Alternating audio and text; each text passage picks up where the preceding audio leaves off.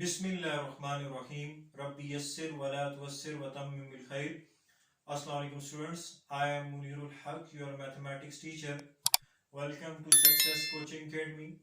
आज के इस लेसन में हम थ्योरम 13.3 का वर्किंग रूल देखेंगे।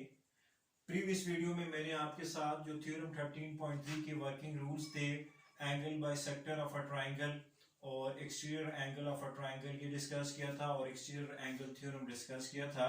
तो आज जो हम वर्किंग रूल डिस्कस कर रहे हैं, जो थ्योरम 13.3 में यूज होगा, वो है inequalities in a triangle. Inequalities in a triangle से क्या मुराद है? तो देखिए, इनइक्वालिटीज इन अ ट्राइंगल से मुराद ये है, मैंने जो पहला पॉइंट लिखा हुआ है कि इन एनी ट्राइंगल, किसी भी ट्राइंगल में greater side has greater angle opposite to it. इस बात का मतलब क्या है? ये देखिए, आपके पास एक ट्राइंगल ए बी सी है। अब आपको फिगर में देखने से भी पता चल रहा है कि ये जो साइड बी सी है वो ग्रेटर है साइड ए सी से, यानी जो आपके पास साइड बी सी है that is greater than side A C. तो जब कभी भी जो साइड अब बी सी आपके पास ग्रेटर है ए सी से, तो बी सी का जो अपोजिट एंगल होगा वो भी ग्रेटर होगा।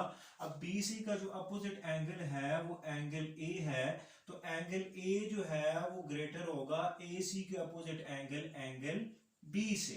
तो ये आपके पास ये कह रहा है कि in any triangle greater side has greater angle opposite to it. तो जो ग्रेटर साइड होती है उसका अपोजिट एंगल भी ग्रेटर होता है, यानी बड़ा होता है। किससे? एज कंपेयर टू उस साइड से जो छोटी हो। अब BC जो है वो ग्रेटर है AC से, तो BC का जो अपोजिट एंगल A होगा वो ग्रेटर होगा AC के अपोजिट एंगल B से। अब इसका कन्वर्स भी ट्रू है। कन्वर्स ये कहता है कि in any triangle greater angle has greater side opposite to it. अगर ये देखें, अगर आपके पास एंगल A ग्रेटर हो एंगल B से, जिस तरह आपके पास ये फिगर में आपको नजर भी आ रहा है कि ये यहाँ पे देखें आप, तो एंगल A जो है वो ग्रेटर है एंगल B से।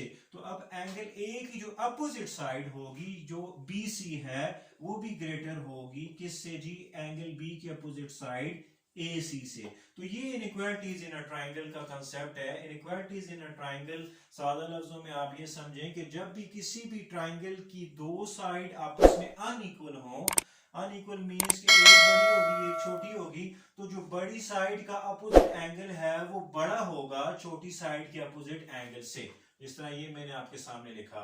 और इसी तरह जब भी किसी भी ट्राइंगल के दो एंगल्स आपस में अनइक्वल हो, तो जो बड़ा एंगल होगा उसकी जो अपोजिट साइड होगी वो बड़ी होगी छोटे एंगल की अपोजिट साइड से। तो ये देखिए, BC जो बड़ी साइड थी ये AC से ग्रेटर है, तो BC का जो अपोजिट एंगल है एंगल A वो भी बड़ा होगा एंगल B से।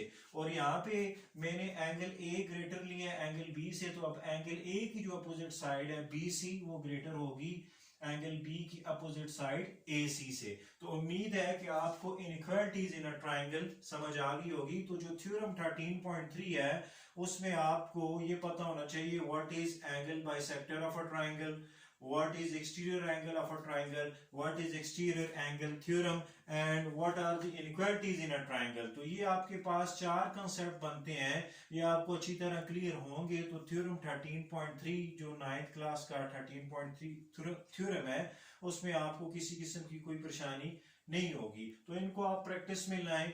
इंशाल्लाह ताला नेक्स्ट वीडियो में हम थ्योरम 13.3 डिस्कस करेंगे। बहुत शुक्रिया।